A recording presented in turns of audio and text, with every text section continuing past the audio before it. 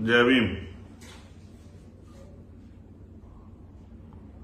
जय भारत, जय संविधान, जय मंडल, जय जोहार, जय जवान, जय किसान। भारतीय लोकतंत्र जिंदाबाद, भारतीय संविधान जिंदाबाद।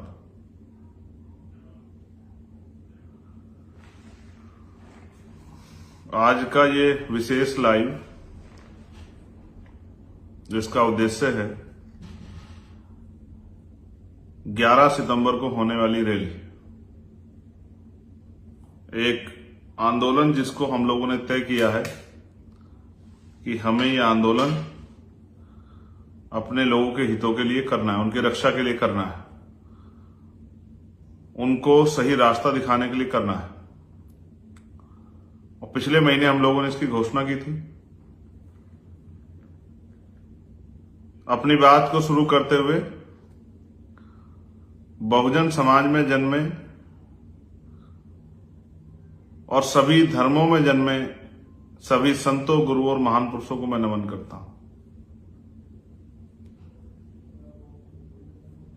महामानव तथागत बुद्ध से लेकर संत श्रोमणी सतगुरु रविदास जी महाराज, भगवान वाल्मीकि महाराज, गुरु नानक देव, संत कबीर, गुरु नामदेव, संत गाडगे जी महाराज, नारायण गुरु, राष्ट्रपिता ज्योतिबा फूले, छत्रपति साहू जी महाराज, डॉक्टर बाबा साहब अम्बेडकर, सर छोटू राम, महामना राम सुवर्मा, चौधरी चरण सिंह, जननायक कपूरी ठाकुर, बाबू जगदेव प्रसाद कुशवाहा, बाबू शिवदयाल चौरसिया, मान्यवर दीना भाना वाल्मीकि, मान्यवर संतराम बी ए प्रजापति और मान्यवर काशीराम साहब को नमन करते हुए मैं आज के अपने लाइव की शुरुआत करता हूं। और आप जानते हैं कि मैं अभी 4 दिन का एक दौरा करके विदेश से लौटा हूं। और ये भी दौरा जो है घूमने फिरने के लिए नहीं था, वहां रहने वाले समाज से अपनी बात रखने के लिए और उनसे भविष्य में भीम आर्मी आजाद समाज पार्टी और अपने महान पुरुषों के जो सपने हैं उनको पूरा करने के लिए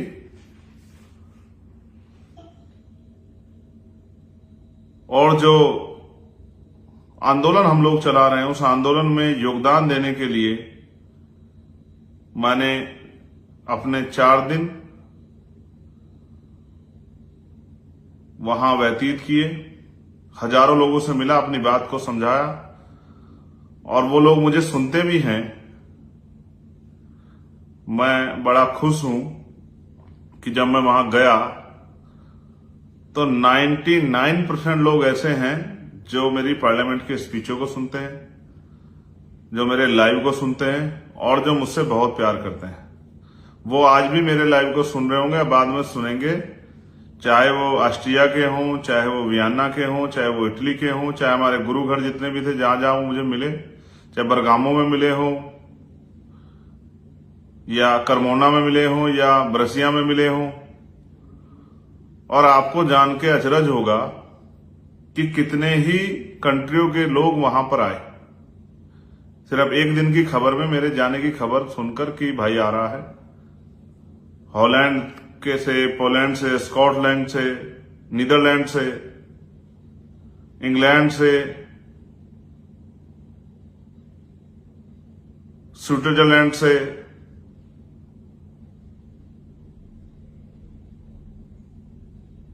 फ्रांस से, जर्मनी से,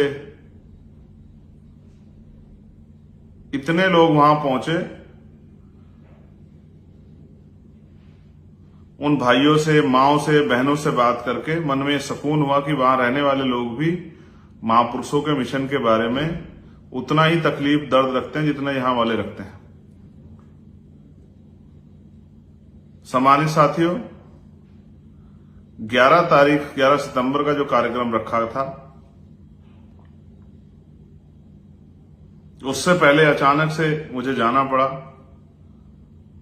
जिस प्यार के बारे में मैंने सोचा भी नहीं था, वो प्यार मुझे वहां पर मिला। मुझे जो सम्मान वहां पर मिला, मैं उसके लिए हमेशा ऋणी रहूंगा अपने भाइयों का। ग्लोबल रविदासिया फाउंडेशन और तमाम संगठन, हमारे गुरु घर की प्रबंधक कमेटियां, उन सब का। साथ साथ मैंने वहां से बहुत कुछ सीखा भी। जब मैं वहां गया, मैंने वहां के एजुकेशन सिस्टम को, हेल्थ सिस्टम को, वहां के रोजगार की व्यवस्था को, खेती की व्यवस्था को, वहां की सफाई व्यवस्था को, वहां के कर्मचारियों के समस्याओं को, या वहां के कर्मचारियों के जीवन को, आम लोगों के जीवन को किस तरह से वो लोग जीते हैं, इसको भी मैंने सीखा और समझने का प्रयास किया। जिस राज की बात हम करते हैं, बेगमपुरा राज, मैंने महसूस किया कि वहां का जो राज व्यवस्था है वो बेगमपुरा जैसी है। वहां लोग खुश हैं। लेकिन मैं मानता हूं कि हमें भारत में भी ऐसे ही अवसर और ऐसी ही व्यवस्था तैयार करनी है। वहां लोग, हमारे लोग खुश हैं, ये अच्छी बात है, लेकिन भारत में भी गरीबों, किसानों, कमजोरों, मजदूरों, महिलाओं, नौजवानों की जिंदगी में सुख, सुविधा और सम्मान आए, इज्जत की रोटी, साफ स्वच्छ कपड़ों के साथ जीवन यापन, सुकून की छत के नीचे पीने के लिए साफ पानी की व्यवस्था, झूठ द्वेष से दूर, अपने अधिकारों जिम्मेदारियों के प्रति जागरूक, अच्छी पढ़ाई व्यवस्था, अच्छी रोजगार व्यवस्था, अच्छी स्वास्थ्य व्यवस्था के साथ एक आदर्श भारतीय का जीवन जीने के लिए तैयार होने योग्य बनाने के लिए भी हमें इधर भी काम करना है। मैं डॉक्टर बाबा साहब अम्बेडकर की उस बात को याद करता हूं कि हम प्रथम और अंत्य भारतीय हैं। मैंने वहां भी कहा, ऑस्ट्रिया, वियना, यूरोपियन कंट्री में जाके, कि मुझे गर्व है कि हम भारतीय हैं और मैं अपने देश से, अपने देश के झंडे से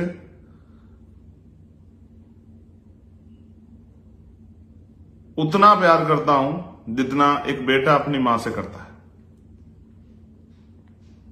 मुझे मेरी मातृभूमि पर, मुझे मेरे देश पर, मुझे मेरे भारत पर गर्व।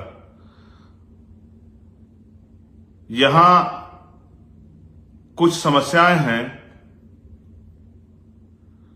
जिनकी वजह से, चाहे वो जाति व्यवस्था हो, चाहे आर्थिक गैर बराबरी हो,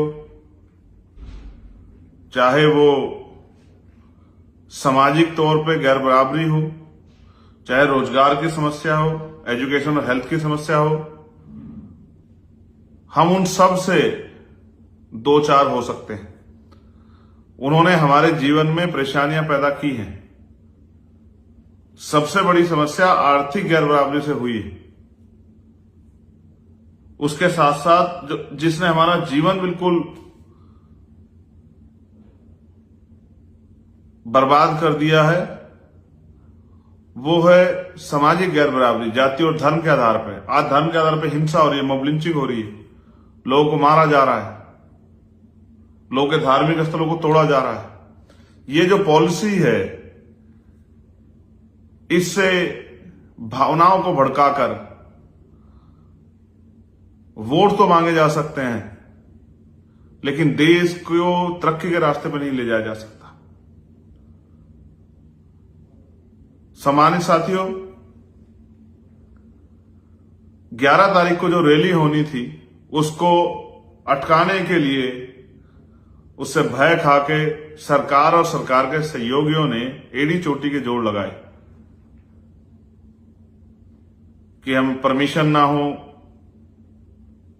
और तमाम तरह की परेशानियां साथ में खड़ी की। लेकिन एक परेशानी सबसे बड़ी ये आई कि बारिश जो है लगातार जारी है। जो लोग यहां आ रहे हैं और हमारे कंधों पे जिम्मेदारी है। आपने देखा होगा नेता तो टेंट के नीचे रहता है, वाटर प्रूफ जो टेंट होता रहता, लेकिन आम जो कार्यकर्ता पदाधिकारी होते हैं उनको बारिश में भीगना पड़ता है, परेशानी का सामना उठाना पड़ता है। तो मेरी और हमारे साथियों की जिम्मेदारी है कि किसी को उस तरह की परेशानी ना हो। इसलिए हमने मौसम को ध्यान में रखते हुए इंदिरा गांधी स्टेडियम जो आईटीओ के पास है, इंदिरा गांधी स्टेडियम जो आईटीओ के पास है, वहां पर इस अपने कार्यक्रम को सफल बनाने की व्यवस्था की। जो कार्यक्रम पहले हमारा रामलीला मैदान में होना था, अब वो कार्यक्रम आप सबके सहयोग से indoor stadium Indira Gandhi stadium जो है, जो आईटीओ के पास है, उसमें होगा बहुत जल्द, कल सुबह तक। और आज लेट नाइट में उस कार्यक्रम की लोकेशन यूपी से आने वाले लोगों के लिए, जो गाजियाबाद के रास्ते आएंगे, जो हापुड़ के रास्ते आएंगे उनके लिए, जो नोएडा से होके आएंगे उनके लिए, जो हरियाणा से होके आएंगे उनके लिए, जो प्लेन से आएंगे उनके लिए, जो ट्रेन से आएंगे उनके लिए, जो बसों से आएंगे उनके लिए।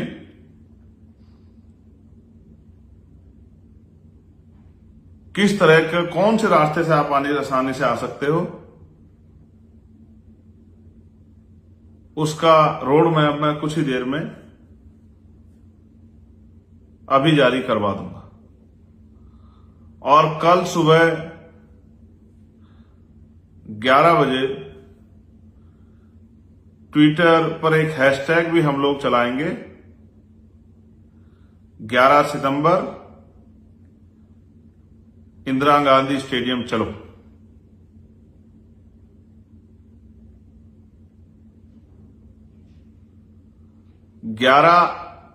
सितंबर को मैं पुनः आपसे अपील करता हूं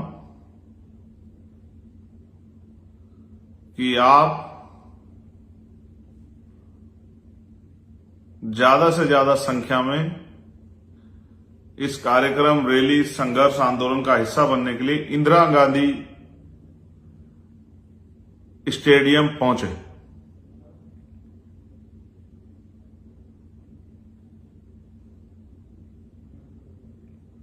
वहां पर अंदर और बाहर सभी के लिए हमने व्यवस्था की है कि आसानी से हमारी बात हमारे आने वाले बहादुर योद्धाओं तक पहुंचाए। मैं पुनः आपको याद दिलाना चाहता हूं, 11 सितंबर सुबह 10 बजे इंदिरा गांधी स्टेडियम आईटीओ के पास दिल्ली। मैं आप सबका इंतजार करूंगा। हमेशा की तरह, जिस तरह अभी तक आपने इस आंदोलन को सींचा है और मुझे हमेशा से आगे बढ़ाने का, आंदोलन को आगे बढ़ाने का काम किया है, मैं भीम आर्मी आजाद समाज पार्टी के साथियों को कहूंगा कि वो घर ना रहें, एक दिन इस संघर्ष में अपना योगदान अवश्य दें। इसलिए ज्यादा से ज्यादा संख्या में इंदिरा गांधी स्टेडियम आईटीओ पहुंचकर इस आंदोलन को सफल बनाएं। जय भीम, जय जोहार, जय मंडल, जय विज्ञान, जय भीम, जय भारत, जय संविधान। आप सभी के लिए बहुत बहुत मंगल कामनाएं और आशा और उम्मीद कि हमेशा की तरह आप इस आंदोलन को भी सफल बनाकर विरोधियों को मुंहतोड़ जवाब देंगे। मैं चंद्रशेखर आजाद, आपका भाई, आपका बेटा, आपका कार्यकर्ता, आपका इंतजार करूंगा। धन्यवाद।